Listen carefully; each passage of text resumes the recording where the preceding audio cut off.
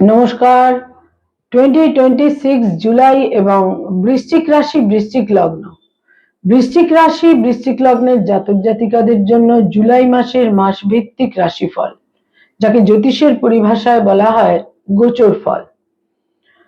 বৃশ্চিক রাশি বৃশ্চিক লগ্ন অর্থাৎ সাইন স্করপিও, ন্যাচারাল জুডিয়াকের 8th হাউস বা অষ্টম ঘর।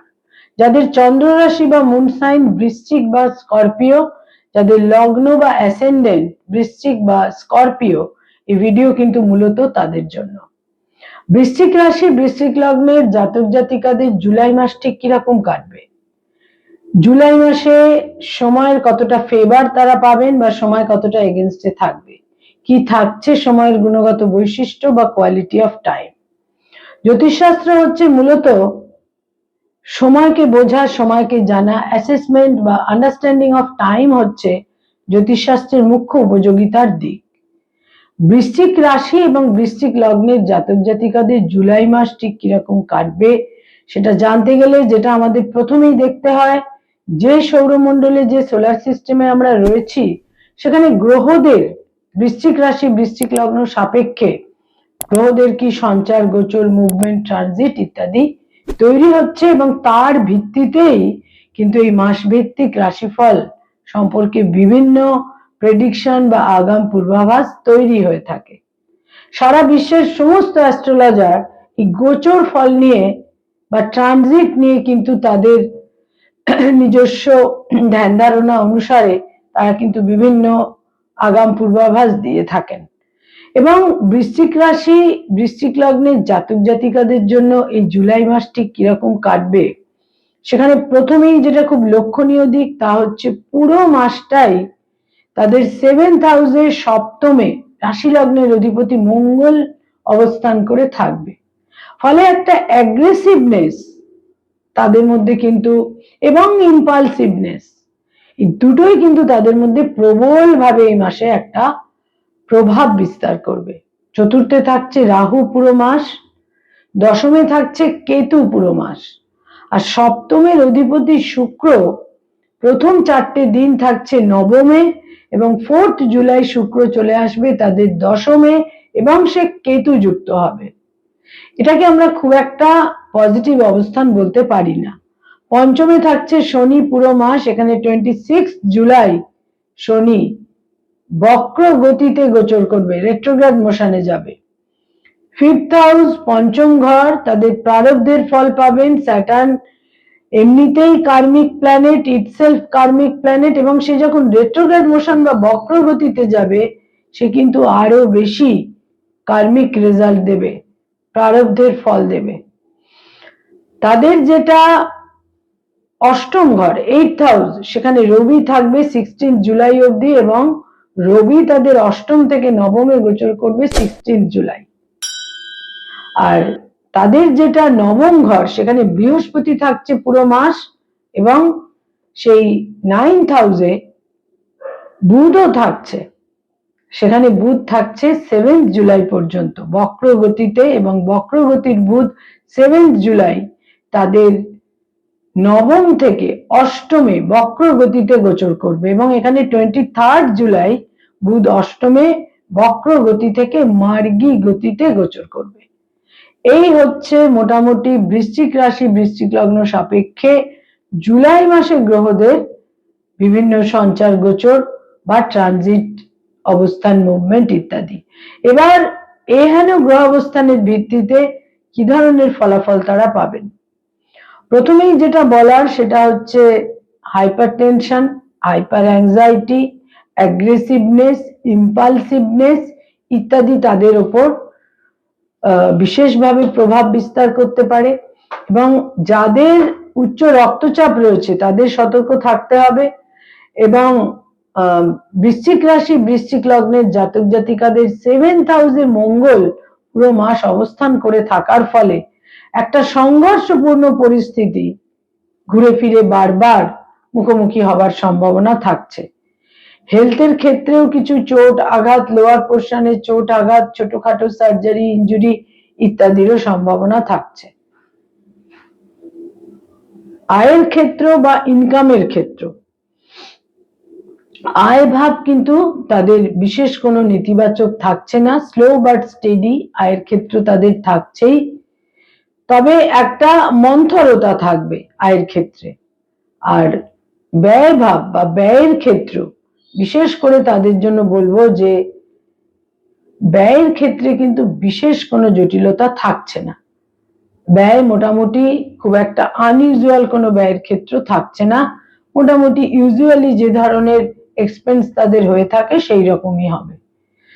যারা কোনো আইনি সমস্যার মধ্যে রয়েছেন, লিটিগেশন, মামলা, মোকদ্দমা ইত্যাদির মধ্যে, সেখানে কিন্তু বলবো এই মাসে অ্যাগ্রেশন বৃদ্ধি পেতে পারে।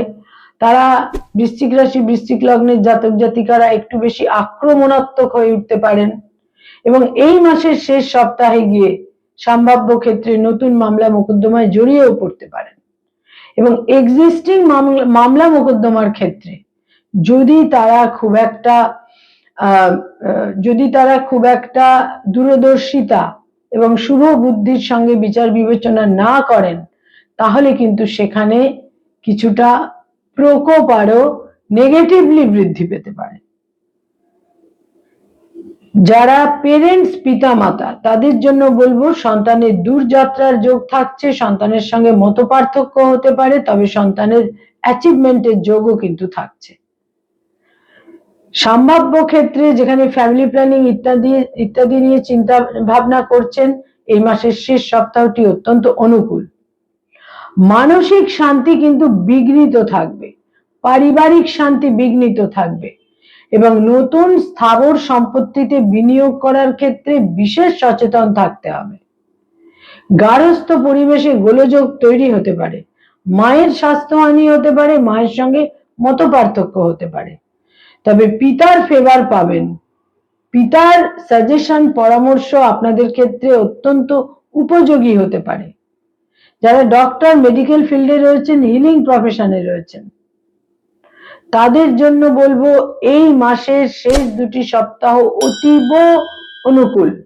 ভাগ্যোন্নতি, ভাগ্যের প্রসার বৃদ্ধি বিশেষভাবে পেতে পারেন। যারা স্টুডেন্ট, ছাত্রছাত্রী, শিক্ষার্থী, বিদ্যার্থী, প্রবল অধ্যবসায় এবং পরিশ্রমের প্রয়োজন।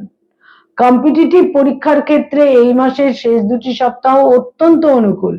উচ্চশিক্ষাতেও প্রভূত সাফল্য এবং অ্যাচিভমেন্টের যোগ কিন্তু এই মাসে বিশেষ করে শেষ দুটি সপ্তাহে প্রবল পরিমাণে থাকছে। যারা রিলেশনশিপ, প্রেম প্রীতি প্রণয়ের মধ্যে রয়েছেন, এই মাসে কিন্তু সেক্ষেত্রে বিশেষ করে বলবো যে সম্পর্কের মধ্যে একটা সিরিয়াসনেস, দায়বদ্ধতা বৃদ্ধি পেতে পারে। বহু ক্ষেত্রে আপনারা বিবাহের সিদ্ধান্তও নিতে পারেন। যারা অলরেডি বিবাহিত দাম্পত্য জীবনে রয়েছেন, স্বামী বা স্ত্রীর দূরে যাওয়ার সম্ভাবনা, ফিজিক্যাল ডিস্টেন্সের সম্ভাবনা, স্বামী বা স্ত্রীর স্বাস্থ্যহানি হতে পারে এবং সম্ভাব্য ক্ষেত্রে মতপার্থক্যেরও কিন্তু যোগ থাকছে। যারা অ্যাডভোকেট, লয়ার, আইনি পরামর্শ দিয়ে থাকেন, তাদের জন্য বিশেষ করে এই মাসের শেষ তিনটি সপ্তাহ কিছুটা প্রতিকূল। যারা মানি মার্কেটে রয়েছেন, stock market, share market, insurance, banking sector, যারা ইনভেস্টমেন্টের কাজ করিয়ে থাকেন, বিনিয়োগের কাজ করিয়ে থাকেন, যারা কোনোভাবে যারা ফিনান্সিয়াল ইনস্টিটিউশন গুলোর সঙ্গে সংযুক্ত, সেখানে কনসালটেন্সি ইত্যাদির কাজ করে থাকেন, এই মাসের লাস্ট দুটি সপ্তাহ অত্যন্ত অনুকূল, শেষ দুটি সপ্তাহ। তবে বাক্য প্রয়োগে সতর্কতা প্রয়োজন এবং টেম্পারামেন্টকে কন্ট্রোলে রাখতে হবে। যারা ক্রিয়েটিভ ফিল্ডের মানুষ, সৃষ্টিশীল কাজ করে থাকেন, এই মাস কিছুটা জটিলতাপূর্ণ। রং অ্যাসোসিয়েশন হতে পারে, ভুল যোগাযোগ তৈরি হতে পারে, কিন্তু সেখানেও সতর্কতা এবং স্থিতধী হওয়ার বিশেষ প্রয়োজন রয়েছে। যারা বৃশ্চিক রাশি বৃশ্চিক লগ্নের জাতক জাতিকা সরকারি চাকরি করেন, গভর্নমেন্টের সঙ্গে কানেক্টেড হয়ে কাজকর্ম করেন, লাস্ট 2 উইকস অতীব শুভ। ভাগ্যোন্নতি, ভাগ্যের ফেভার, যোগাযোগ, পদোন্নতি, প্রমোশন, বিভিন্ন ভাবে শুভ ফল আপনারা পাবেন। বেসরকারি ক্ষেত্রে যারা রয়েছেন, তাদের জন্য এই মাসের শেষ 3টি সপ্তাহ খুব একটা শুভ বলা যায় না। যারা আইটিতে রয়েছেন সেখানেও কিন্তু কিছুটা প্রতিকূলতা তৈরি হতে পারে। যারা নতুন জব সার্চ করছেন, আকস্মিকভাবে কর্ম লাভের সম্ভাবনা এই মাসের সেকেন্ড উইক থেকে। যারা পড়ানোর কাজ করেন, স্কুল কলেজ ইউনিভার্সিটিতে পড়িয়ে থাকেন, ফ্যাকাল্টি হিসেবে বিভিন্ন ইনস্টিটিউটে পড়ানোর কাজ করেন, লাস্ট 2 উইকস অত্যন্ত শুভ, কিন্তু প্রথম 2টি সপ্তাহে কিছুটা অপবাদ অপযশের সম্ভাবনাও কিন্তু থাকছে। যারা রাজনৈতিক ব্যক্তিত্ব, পলিটিক্যাল ফিগার, লাস্ট 2 উইকস অত্যন্ত শুভ, ভাগ্যের প্রসন্নতা পাবেন। যারা ব্যবসা বাণিজ্য করেন, বিজনেস ওরিয়েন্টেড পিপল, পার্টনারশিপের ব্যবসায় সতর্ক থাকতে হবে এবং বিনিয়োগের ক্ষেত্রে সতর্ক থাকতে হবে। আদারওয়াইজ তুলনামূলক শুভই বলা যেতে পারে। যারা কোনোভাবে এই মাসে tour and travel, hotel and hospitality, networking এর ব্যবসা, এই সমস্ত ক্ষেত্রে রয়েছেন, সেখানে কিন্তু প্রথম সপ্তাহটি শুভ হলেও সেকেন্ড, থার্ড এবং ফোর্থ উইক কিছুটা জটিলতাপূর্ণ। সিদ্ধান্ত নেওয়ার ক্ষেত্রে সতর্ক থাকতে হবে, যোগাযোগের ক্ষেত্রে সতর্ক থাকতে হবে। এই মাসে জাতক জাতিকারা পিতার ফেভার পাবেন, পিতৃস্থানীয় ব্যক্তিত্বের ফেভার পাবেন, মায়ের স্বাস্থ্যহানি হতে পারে এবং এই মাসে বয়সে ছোট ভাই বোনেদের সঙ্গে সম্পর্ক কিছুটা জটিলতাপূর্ণ কিন্তু তৈরি হতে পারে। বয়সে বড় ভাই বোনেদের সঙ্গে সম্পর্ক অনুকূল হলেও তাদের স্বাস্থ্যহানির যোগ থাকছে। ইনহেরিটেন্সের ক্ষেত্রে বেশ জটিলতাপূর্ণ থাকছে, বিশেষ করে প্রথম 3টি সপ্তাহে। শেষ সপ্তাহটি তুলনামূলক শুভ। বৃশ্চিক রাশি, বৃশ্চিক লগ্নের জাতক জাতিকা কয়েকটি রং বা কালারকে এই মাসে দৈনন্দিন প্রাত্যহিক জীবনে ব্যবহার করতে পারেন। বিভিন্ন ব্যবহার্য জিনিসের ক্ষেত্রে বিশেষ শুভ ফল পাবেন। হালকা হলুদ, হালকা লাল, অরেঞ্জ, পিঙ্ক, ঘিয়ে রং বা ক্রিম কালার, এই রংগুলোকে ব্যবহার করুন। কয়েকটি ডেট বা তারিখ আপনাদের জন্য অত্যন্ত মিনিংফুল এবং ইভেন্টফুল হতে পারে। তার মধ্যে 1 তারিখ, 4 তারিখ, 5 তারিখ, 9 তারিখ, 12 তারিখ, 14 তারিখ, 16 তারিখ, অতি অবশ্যই 16 তারিখ, 20 তারিখ, 21 তারিখ, 23 তারিখ, 28 তারিখ এবং 30 তারিখ। এই ডেটগুলো নানাভাবে মিনিংফুল এবং ইভেন্টফুল হয়ে উঠতে পারে। বৃশ্চিক রাশি, বৃশ্চিক লগ্নের জাতক জাতিকাদের এই জুলাই মাসে যেটা বিশেষ প্রয়োজন তা হচ্ছে মানসিক শান্তি বিঘ্নিত হবে এবং মনের মধ্যে একটা অ্যাগ্রেসিভনেস এবং ইম্পালসিভনেস থাকবে, যেটাকে কন্ট্রোল করা বিশেষ প্রয়োজন। নমস্কার।